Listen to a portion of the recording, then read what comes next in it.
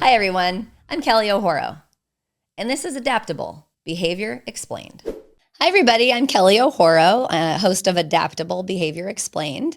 And today we're going to do something different. We are part two of the episode Flip the Script. My friend and colleague, Julie Russomanno, asked if she could interview me, being that we've done I think at least 90 episodes at this point of the show. And she said, I want to ask questions about you so that the viewers can learn a little bit more about you and what you've learned. So, without further ado, you're going to take over from here. Yes, I am, and thank you all for coming back. So, Kelly, I thought we'd start off talking a little bit about work and mental health counseling and how you got into that. So, the first thing that I think people might be interested in is learning about how you build trust with your clients. How do you develop that therapeutic relationship, which is so important. My answer is going to sound like a cop out, and I don't like that, but it is my truth. I believe in authenticity. It's like my number one value, and compassion. They're my values that try to guide everything that I do. And I've always believed that if you show up with authenticity, meaning you're just being your most real true self, and compassion, the rest will take care of itself. And for me, I genuinely care about my clients. I care about their stories, I care about their histories, and so I'm interested. I'm actually interested. I want to show up for them. I want them to grow into their strongest version of themselves.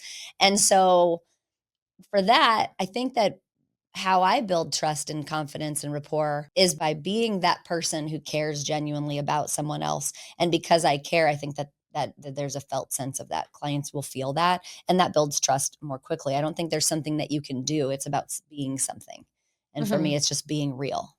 Yeah, being real, Being being real. authentic. Yeah. Yeah, Yeah. I mean, I think that clients can smell it when we're fake. And, they can smell it when we have something going on in our personal lives and we don't just say, hey, you know, I've got something going on. It's not about you. I just wanted you to know that so that you weren't picking up anything and Mhm. feeling like that was about you. We do our best to compartmentalize. We do our best to be really present, but we're just human. And so for me, I think that authentic, just real self and just saying, you're not oversharing and not overindulging in that side. We don't want them to overfunction and care more about us, that they're distracted by why they came to see us. But I think that if you don't bring something up and it's in the room, they know that anyway, and it's Mhm. disingenuous. We're saying, "Hey, go out there, be yourself, be honest," but then we don't model that. I think there's hypocrisy involved there. So Yeah, yeah. yeah, So being honest, being yeah, authentic. just being real and Okay. caring. I mean, I tell clients, if you stop, or my other therapists that work for me, if you stop caring about your clients, or you're not interested, or you find yourself bored, or you find yourself, wishing you didn't have to go to work tomorrow, you need to recareer or switch or get a lot more therapy, because that has no place in the therapeutic relationship. Right. Right. Yeah.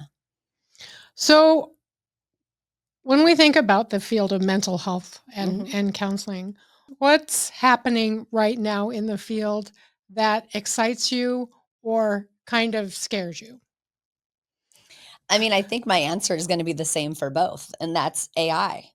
AI is so exciting because, give me 5 things I can do to help me deal with depressive symptoms. If I ask ChatGPT or Copilot, it's going to give Mhm. me some things that are likely going to be beneficial. And that's great. And it's not going to replace a counselor, because you know what? We've always been able to Google, tell me 5 things I can do to help me with my depression. Like, that's not an issue. It's definitely cleaner now, and it's definitely faster. So I think that can be exciting in that we have just so much more data at the ready. I still think discernment is important. I think the human relationship is the greatest predictor of healing, and you don't have a human relationship with a computer. You just don't, and they can't be safe and loving and trusting for you to rebuild pathways in your own nervous system so that you can heal, unresolved things in your past. And so, although I'm excited for that side of things where you can look things up. I mean, even as a therapist, I can go, give me 5 DBT skills that would help with someone who's really struggling with mindfulness. And I can come Mhm. up with, like, right now, I can find them, and I can then be a better conduit of delivering the information for my client. So all of that related to AI is really, really exciting. The side that I'm nervous about with AI is people not then reaching out for human help, which is really what we need when we have been through things. We need relationships, and we can't get that through a machine. And Mhm. so the concern I have is, we are kind of hardwired to do what's easy, fast, quick, and I think people will lean towards that more than they can. It's the quick fix concept is not, it's not how anything good sticks.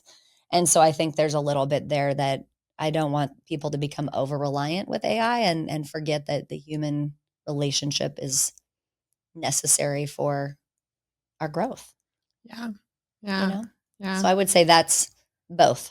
Yeah. I'm excited and also it's a little scary. Yeah. It is scary. I And there's bet. still a lot of bad information. You still have to, I mean, I love that Microsoft has named their AI agent Copilot. It's not the pilot. You can't trust it. You need to like have discernment and figure out what's the right data, and maybe even cross-reference things and look at the research that it comes up with to make sure it's accurate information, because just like anything on the internet, there's lots of inaccurate information and people just believe what they read and they don't know how to discern accuracy. And that's terrifying. Mhm. But that's terrifying in every genre, not just in the mental health profession. Yeah. So, could you share with us a little bit about what led you to start your business? Right? What led Which you business? your the counseling business, right? Oh, Which led to this, which led to that, well, which led gosh, to you and I that. were together back then. And for those of you who don't know, Julie was my supervisor when I first became a therapist. And I can remember when the culmination of the therapeutic supervisor supervisee relationship. I said, I have this idea. Have you signed all my paperwork? Because we don't want to have like any dual relationship issues here. And once you're done with that, I want to talk to you about something. And that's where I was like, I really want to create a place where therapists can go and they can feel loved and supported and seen, and they can have a beautiful space to help their clients. They don't have to worry about being business people, because that's too much when you're a therapist, and a lot of times people don't want anything to do with that side of things. And they can, be in connection with other therapists so that we aren't doing this work alone. And I think I've always wanted, I mean, honestly, since I was in graduate school, I always wanted to eventually create a space where that was the outcome. And I think we've done a good job with creating space where people can learn and grow together as therapists. And that was always the reason. I also wanted to be in control of the space and have it be beautiful and like have soundproofing and have, proper air conditioning and those kinds of things that you can't always control when you rent from somewhere. So, Yeah. Yeah. So I love that. yeah. So you wear the hat of a counselor Yep. and you also wear the hat as a business owner, Yep. right? So how, when you're a business owner, how do you keep your values clear, right? Your values for counseling, your values for people and growing people into the best counselors they can be. I think that I still fall back and rely on my main value words, which were, like I said, were authenticity and compassion. And I think that if I'm operating in a way that doesn't emulate those values, then I'm not in line with who I want to be. And, as a business person, obviously you have to make money. Otherwise, it's not a business. And I think that because my values have always been about like service, I mean, I was a teacher for 15 years. Like, these are not professions where you think you're going to make a lot of money. And so it's never really been my primary driver. I mean, obviously, I would like to be paid, for my time, and I would like to benefit from all the work that I do to be the business owner, but it's not been my primary driving force. And I think that in order to be a business owner, you have to understand where your gaps are. And so I've hired consultants, I've hired business coaches to help me with the blind spots in the areas that I'm not naturally skilled with, because I think that, one, I owe it to the people that work for me to have somebody who helps me be better at it so that it can then be better for them. And, obviously just bouncing things off of our team. We have a leadership team now that is really helpful, because I'm not just trying to figure everything out by myself or just with you, but we have, a lot of brilliant minds that are plugged into, all aspects of the business, and they can tell us things that we need to improve on or change, or things that are going well. And I think that, again, back to the last episode, where, learning to ask for help has been an area of growth for me.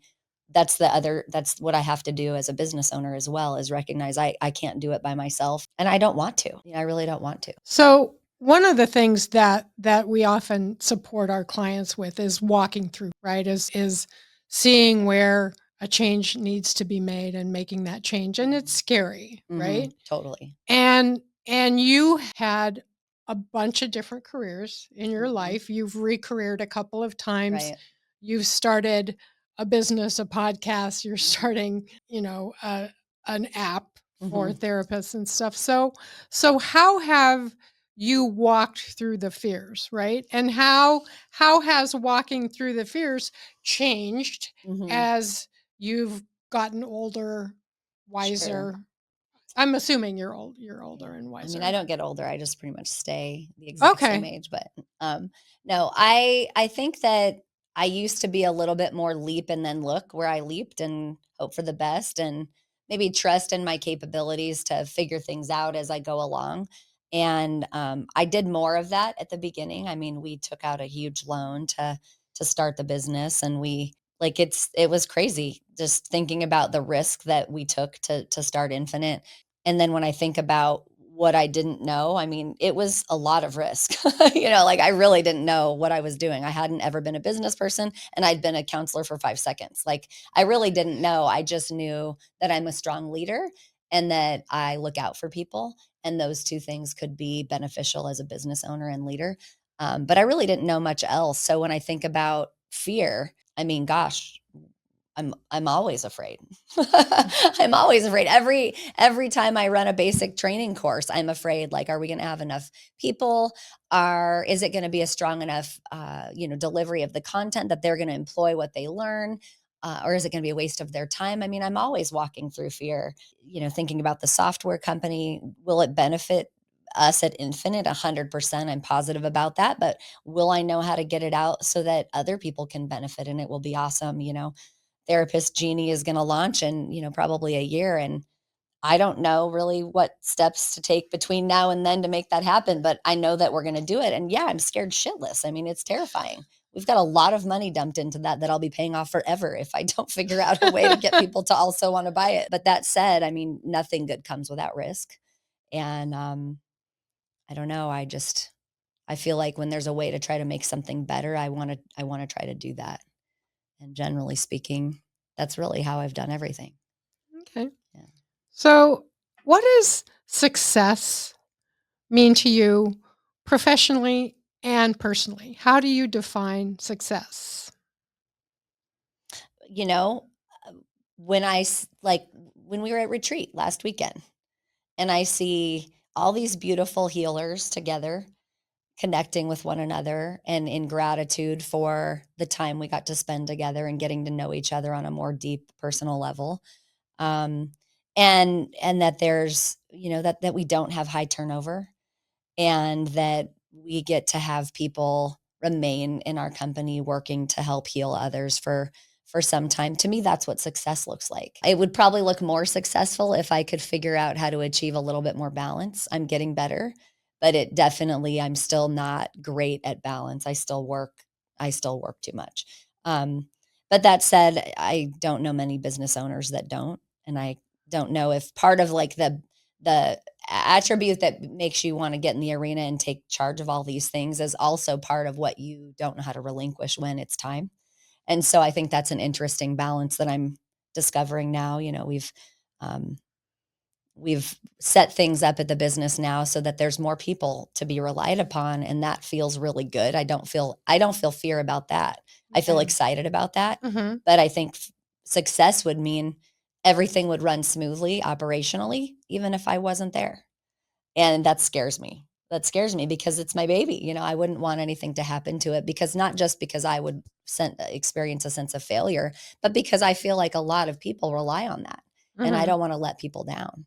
And so it's finding that balance and knowing that there's such great people that work for us, that I know that that's all there, but I haven't always been so awesome at sharing with everybody how to do this, or this, you know? Mhm. And so if they don't know, they can't do it. It's not that they're not capable, it's that maybe I haven't been a good enough leader to pass along the torch at certain things. So I'm working on that. And It's that we're always learning, yeah, right? right. So, what do you want people to take away from knowing you? Whether they know you as their therapist, whether they know Boy. you as the head of Infinite, whether they know you as someone that they spend time listening to a podcast with? I mean, I would hope that people could learn that I care about people and that I want people to be whole and to heal, and um, that I mean it when I say we are limitless. We can always grow and change and heal. And I believe that about every single one of us,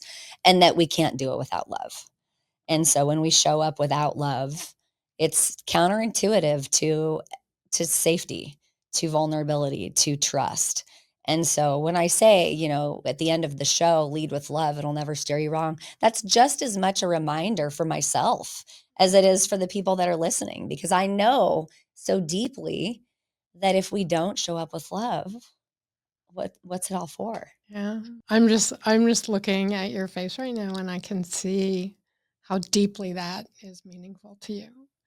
It's not So, easy all the time, right? Things yeah. upset us or hurt us or piss us off or make us feel helpless. But, at the basis of it, if we can be in love for self and for others, I mean, then at least we're in line with making the world better. So, if you lead with love, Mhm. say it again. If you lead with love, it'll never steer you wrong. That would be what you would like to whisper to every single person who's listening right now Yeah, and to every single person that you know. that would be awesome.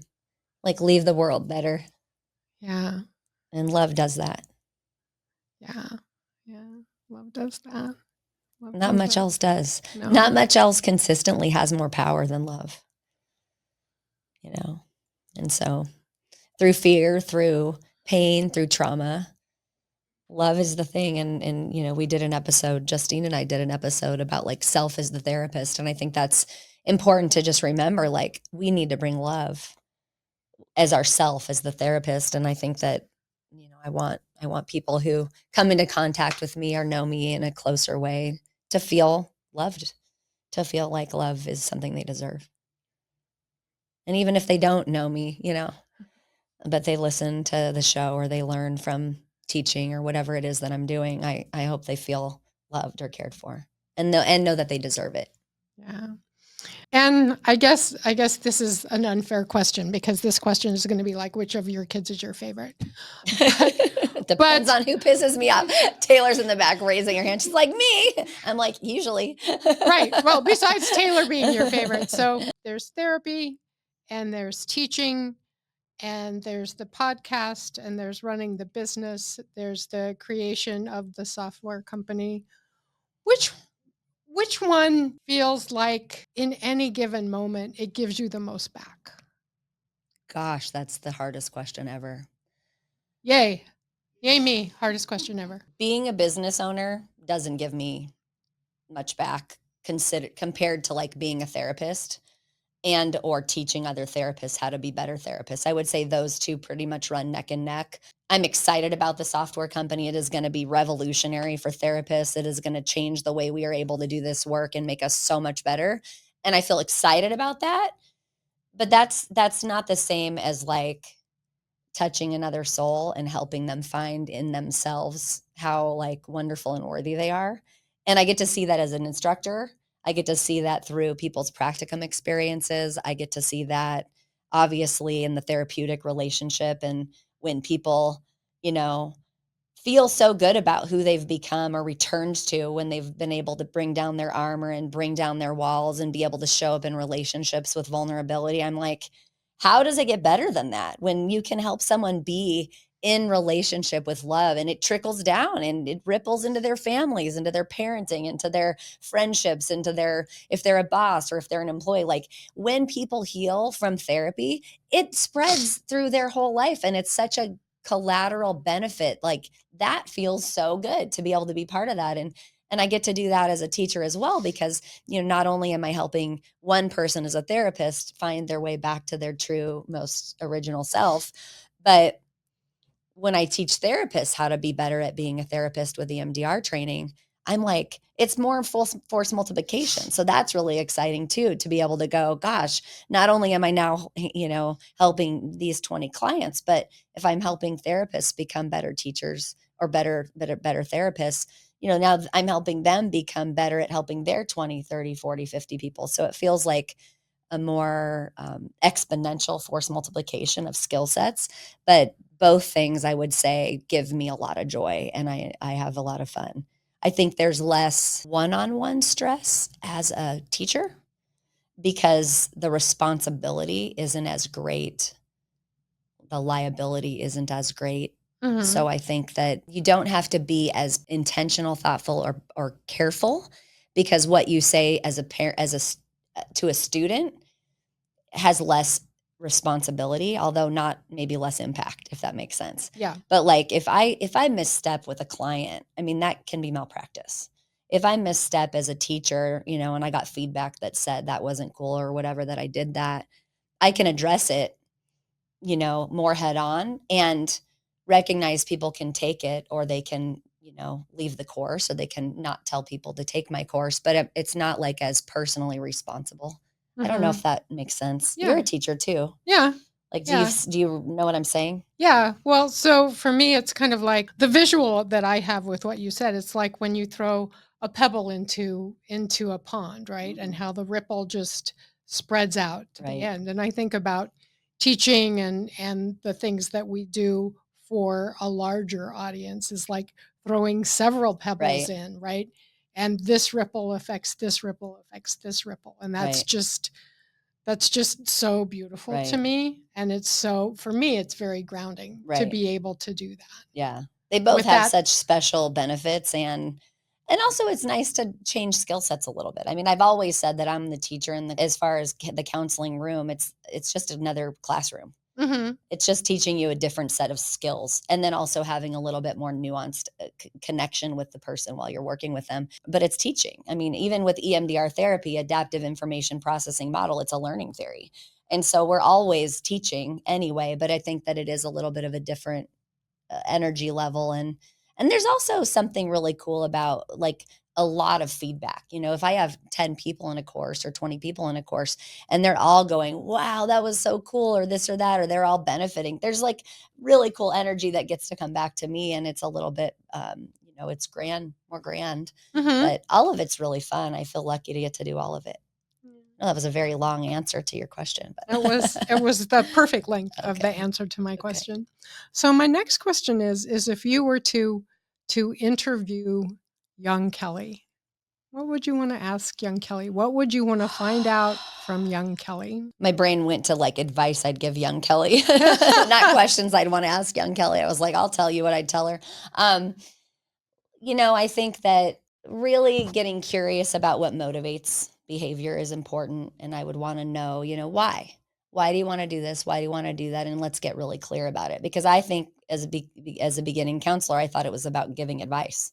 And then when I learned like, oh, that's not at all it, and actually you need them to come to their own advice based on who they say they want to be, and it's really got absolutely nothing to do with your own agenda. I was like, well, then what will I do? Like, I want to just tell people how they should behave. And I was very, opinionated and bossy and things like that. And I have a dear friend that once told me, she's like, Kelly, no one has better intention than you. She goes, but not everybody wants to hear what you think about it. And I was like, "Ooh." But it was good feedback because Yeah, I didn't know that about myself and that was how I was perceived. And so I would say like what's motivating you for whatever it is that you're doing and be clear about that and check in on it and be accountable about having motivation that's pure and not just ladder chasing or hustling for your worth because that's going to burn you out.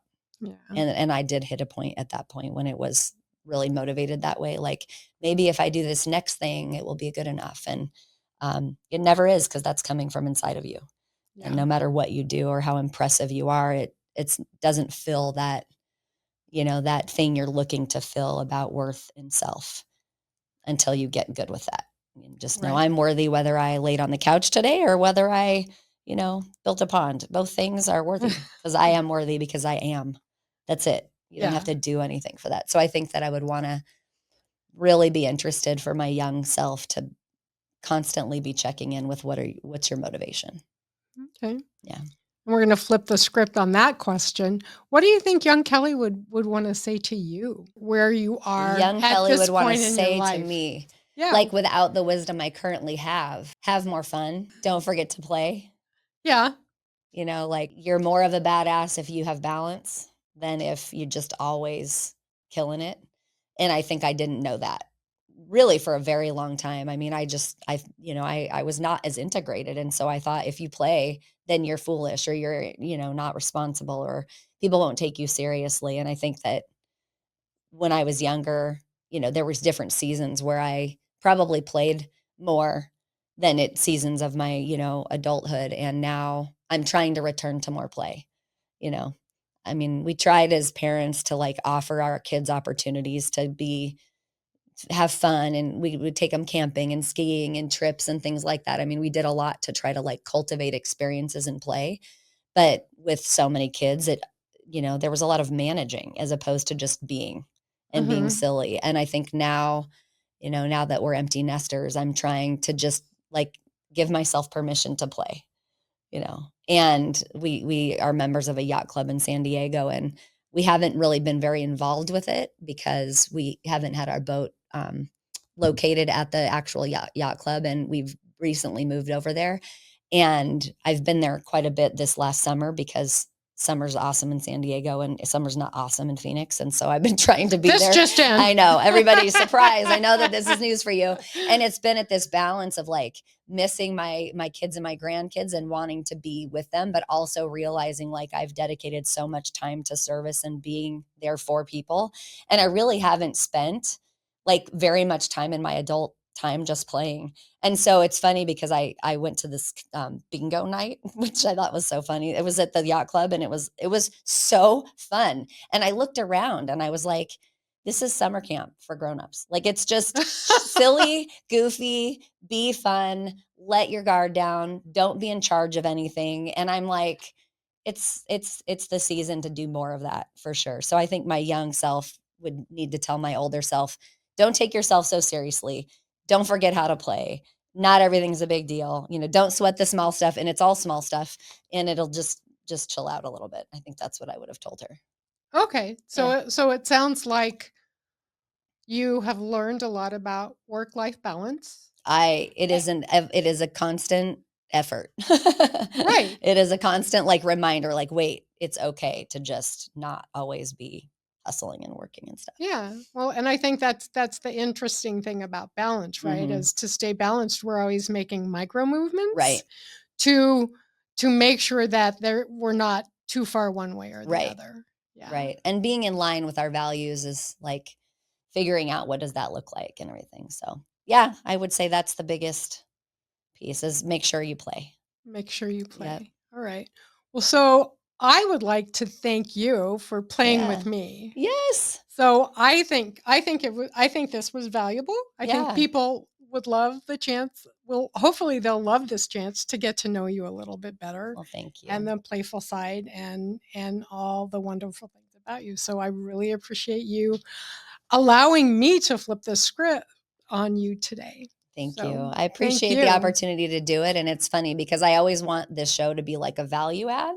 And I'm not sure just knowing more about me is very valuable. But that said, maybe some of the things that I've shared can be opportunities for people to apply to their own lives. And some of the lessons that I've learned can be shared lessons, and we can all be in this journey together, growing together. So thank you for inviting me to do this. Thank you. All right.